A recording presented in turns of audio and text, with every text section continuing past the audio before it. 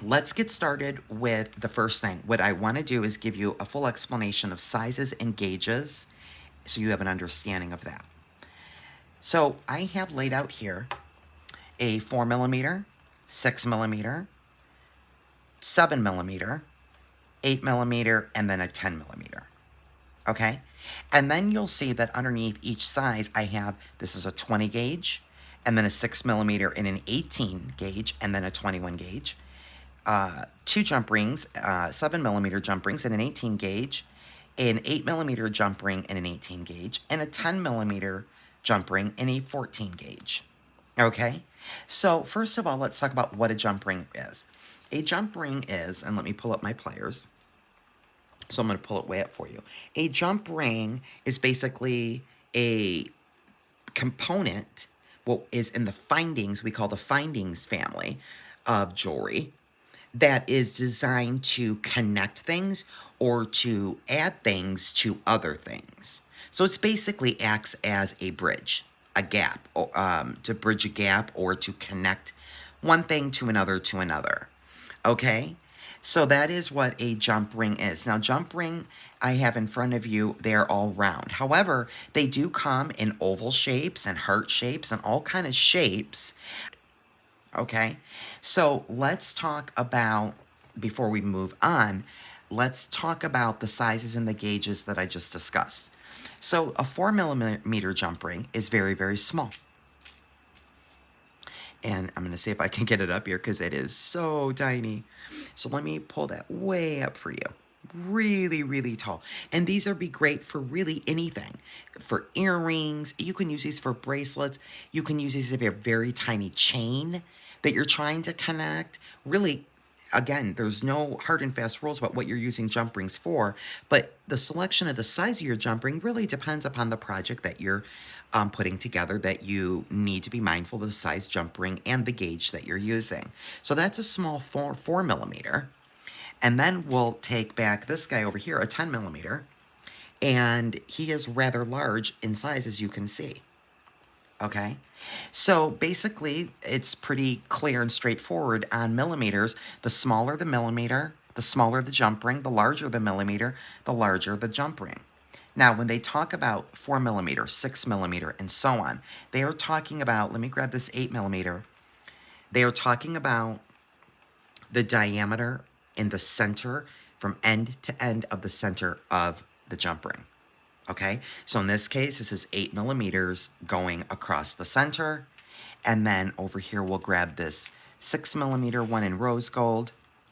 That means that there is 6mm going between side to side on the inside of the jump ring. And a 10mm. Now let's get into gauges, and the number system goes into the reefs, right? So the gauge is the thickness of the wire or the metal that the jump ring is made out of. And so for example, let's get this copper one. This is an 18 gauge, okay? And I want you to note the thickness of that, okay? And now the 21 gauge and the rose gold right next to it here. Let me see if I can actually get them both on to show you, is a 21 gauge. I'm gonna put them on the same pair of pliers and see if I can get them right up close here for you, so I can give you a really good idea. Hopefully you can make that out. Maybe what I'll do is let me grab the silver. The silver and the copper, I think, is a better contrast. Okay, so the copper is an 18 gauge, and it's much thicker than the silver next to it. The silver is a 21 gauge, okay? And so the number system in jump rings goes, the smaller the gauge, the thicker the jump ring. The higher the gauge, the thinner, the smaller, okay? So a 18 gauge is thicker than a 21 gauge, okay? And then a 14 gauge is even thicker than an 18 gauge. So the smaller the gauge, the thicker the jump ring. The higher the gauge, the thinner okay? Now let's talk about metal finishes. So they come in a various amount of metal. Basically, any metal finish you can think of, it's out there. So I've got some gold. We've got copper. We've got 18 karat gold plated. There's also 18 karat gold and 18 karat gold filled. There's rose gold. There's silver. There's surgical stainless steel. There's sterling silver, silver plated, silver filled, 925 sterling silver. Then you've got jump rings that are commonly mostly made underneath the coating of the color of the metal is alloy or brass. And then you can get ones that have a design on them. They might have a little rope or a sparkly situation like this one. Let me pull this up. This is a rope. So you can see it's a little bit of a rope design on that one. It's not totally plain, so it's kind of, well, you can incorporate something like that into a design. Most common. So you'll just want to, basically pick your color, your size, and your gauge based on what you're doing, what project you're doing. Okay? And then let's talk about the different styles. So there are what we call open jump rings, which are very commonly used, closed jump rings, very commonly used, and split jump rings, also very commonly used. Well, let's get into the difference between an open and a closed jump ring, and then we're going to get into how to properly use them. So we have an open jump ring, which means, let me pull up this gold here, which means that as you can see here, let me pull this around, as you can see, the jump ring is slightly open there, okay? So that's what we call an open jump ring. And then I have several here. All three of these are all a closed jump ring. Let me put them on my pliers, and then I'll pull them up here for you. And all three of these jump rings are closed, so there's no way to open them. And so, again, it's just what you're designing. These are really cool to use for like making a goddess bracelet, or even just adding onto a wire guardian for your finishing to add like a lobster clasp, or your craft wire to make a loop for your closure, but you have no reason to have it open. Okay, so there's a lot of applications for both open and closed jump rings. And I would say that the closed and open jump rings are probably going to be the most commonly used in jewelry making in terms of beading. So that's why I have those in front of us. So now let me take, and I'm going to show you with the copper one here. I'm going to get really close up. So the tools that you need for jump rings are going to be chain nose, flat nose, okay, or bent nose. Yes. So let me show you the proper way to open a jump ring. Notice how I have put that jump ring with my pliers facing up and down, okay? And the split to open it is at the top here. But I've grabbed it like this, okay? Now what I'm going to do is I would grab I'm always going to be having my pliers facing just like this, up and down. And I would be grabbing the jump ring on the other side, and I'm simply going to rotate it and pivot it. And now the jump ring is open. Now it's your preference. You can pivot it towards you or away from you. It's just whatever you're comfortable with. Now to close our jump ring, let me grab that again. What we're going to do is we would just reverse the process, and we might need to wiggle and kind of push it in as we're wiggling it. And then that way now it's closed and it's nice and flush, and you can always rub your finger to tell. Okay, so that gives you a demonstration of how to properly open and close. Now let me show you a quick example of applications of jump rings. And again, there's hundreds of ways, you guys, but I'm going to give you a few. So here's a necklace that I did that's a 4-strand necklace, okay?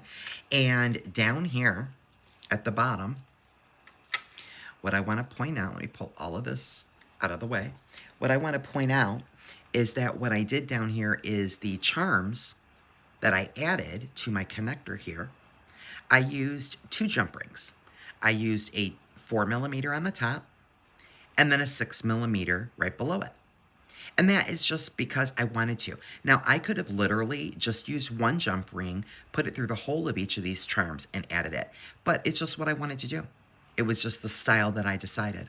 So there's one application of how I've used 2 sizes of jump rings and added them to a connector to add dangles. Another example is in earrings. And so, as I said in the beginning, jump rings are basically designed to connect things, right? And so in this case, I have used a jump ring right here to add my dangle, and the other side of it, I added my chain.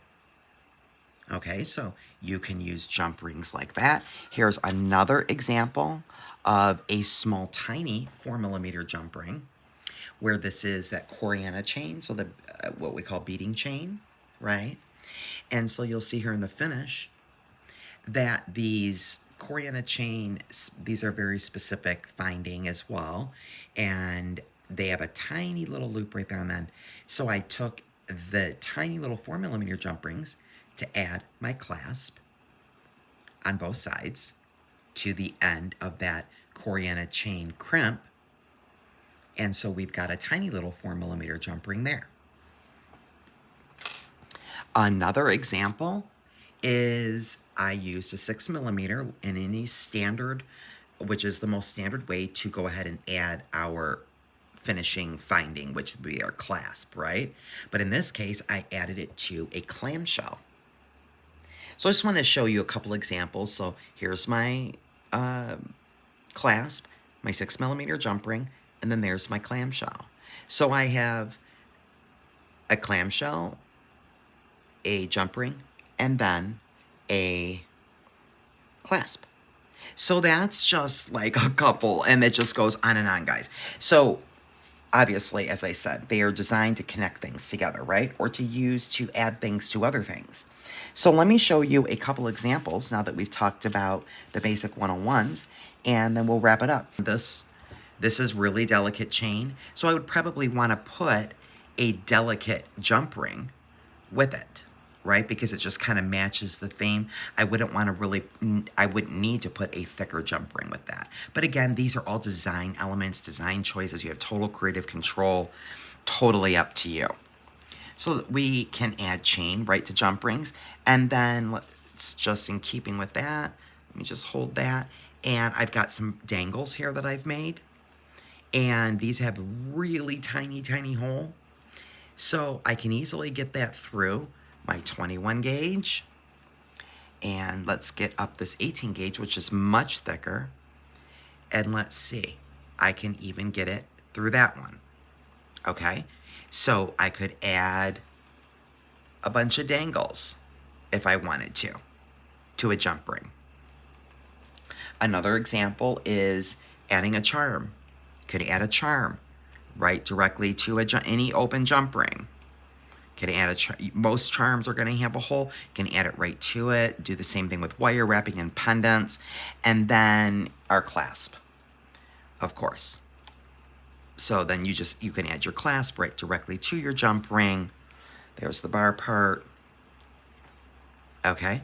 And now let me tell you really quickly about the closed jump rings, because we haven't talked a lot about those. So the closed jump rings, and where are they? Here they are. Okay, so then I have these 3. Let's just put them over here on this side of the screen. So these 3 closed jump rings, I obviously cannot add them directly to anything because there's no way for me to open them up. But what I can do is I can use them like in this sample here. Although these are actually link connectors, I could use a closed jump ring to connect things right? I could use them in a goddess bracelet. There are various uses, really, for closed jump rings. And so that's that. So I hope you guys have a better understanding of how to use jump rings 101 basics, and we will continue our jewelry 101 series, and what we're going to jump into next are clasps. Okay, my friends, so until next time, be blessed.